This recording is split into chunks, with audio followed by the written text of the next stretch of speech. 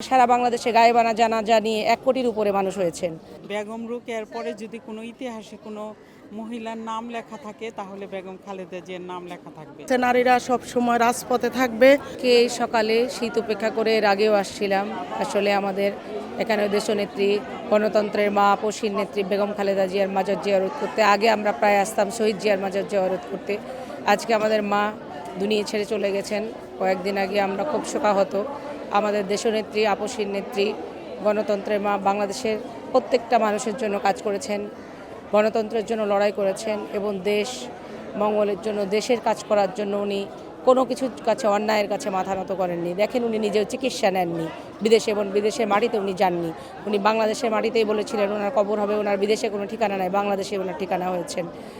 এবং আল্লাহর রহমতে এত বেশি সম্মানিত করেছেন আল্লাহ, বিশ্বের পৃথিবীর ইতিহাসে সবচেয়ে বড় জানাজা ওনার হয়েছেন।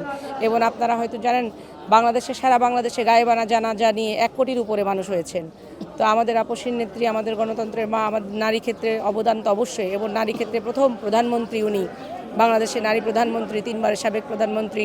এবং নারীদের যে অবদান রেখেছেন সেটা আমাদের নারীদের অবৈতনিক শিক্ষা এবং নারীদের বিভিন্ন সেক্টরে নারী উন্নয়নের জন্য যে ভূমিকা রাখা দরকার সেই সেক্টরে উনি ভূমিকা রেখেছেন।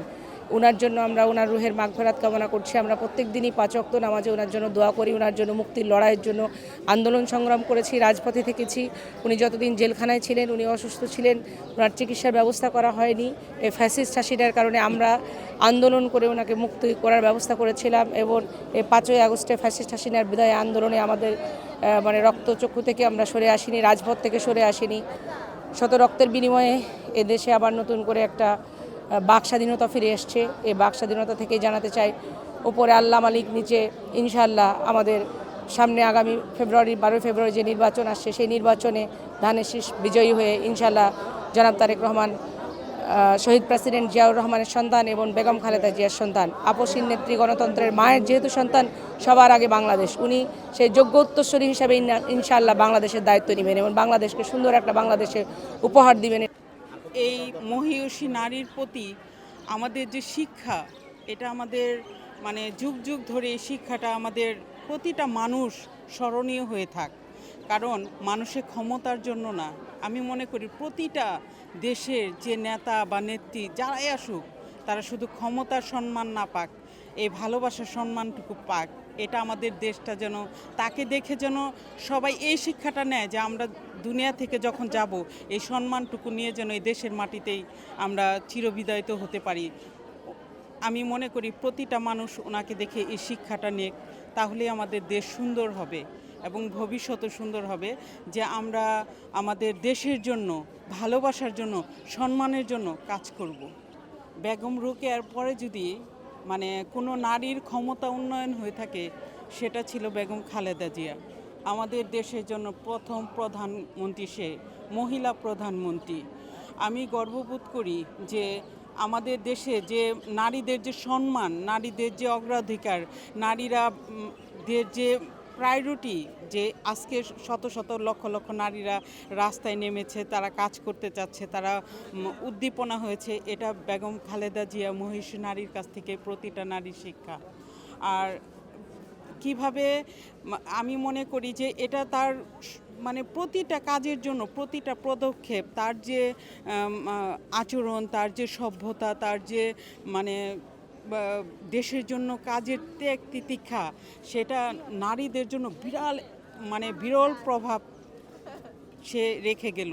এটা ভবিষ্যতে ইনশাল্লাহ থাকবে। আমি মনে করি যে নারীদের এই সাহস, নারীদের, আমি মনে করি প্রত্যেকটা নারী যেন তাকে দেখে শিক্ষা গ্রহণ করে এই মহিষী নারীর প্রতি।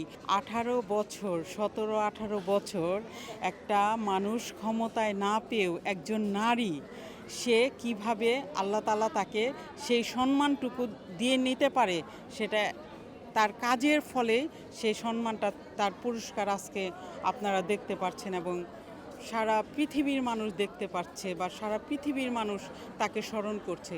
অবশ্যই এটা ভবিষ্যৎ প্রজন্মরা অবশ্যই ফলো করবে, আমি এটা আশা করি। হ্যাঁ, এটা তো আমি আসলে ভাষায় আমি কি বলবো, তার যে লোক সমাগম, আসলেও আপনি একটা জায়গায় যদি মানে এই ভালোবাসার এই লোক সমাগম মানে আমি আসলে এতটা বিরল কোথাও পাই নাই বা দেখি নাই। একজন নারীর জন্য বেগম রোকেয়ার পরে যদি কোনো ইতিহাসে কোনো মহিলার নাম লেখা থাকে তাহলে বেগম খালেদা জিয়ার নাম লেখা থাকবে। এটা আমি কোনো দলীয়ভাবে বলছি না, এটা সর্বস্তরের মানুষ এটা ওনার প্রতি তার সম্মান শ্রদ্ধা বা নারীদের ভবিষ্যতে নারীরাও তাকে স্মরণ করবে, এটা আমি আশাবাদী। নাগরিক আমাদের ম্যাডাম খালেদা জিয়া, উনি তো আমাদের মাঝখান থেকেই চলে গেছে। এত শীতের সকালেও সবাই আসছি ওনার জন্য দোয়া কামনা করতে। আশা করি দেশবাসী সবাই ওনার জন্য দোয়া করবেন। উনি তো আর নেই আমাদের মাঝে, ওনার স্মৃতিটি অনেক স্মৃতিই রেখে গেছে আমাদের জন্য, অনেক কিছুই উনি ভেবে গেছে, করে গেছে। শীতে আসছি, আমাদের কাছে শীত নাই। কেন নাই? আমার মা নাই, আমাদেরকে ছেড়ে চলে গেছে, আমাদেরকে এতিম করে চলে গেছে। সবচেয়ে বড় কথা হইল জাতি এতিম হয়ে গেছে। শীত যে এমন একটা জিনিস সেটা আমরা অনুভব করি না, কারণ ম্যাডামের জন্য, ম্যাডাম তো তার চেয়ে শীতে শুয়ে আছে।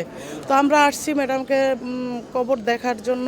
নারীরা সব সময় রাজপথে থাকবে, নারীদের জন্য অনেক কিছু রেখে গেছে, সেটা তো আমরা এখন শোকাহত।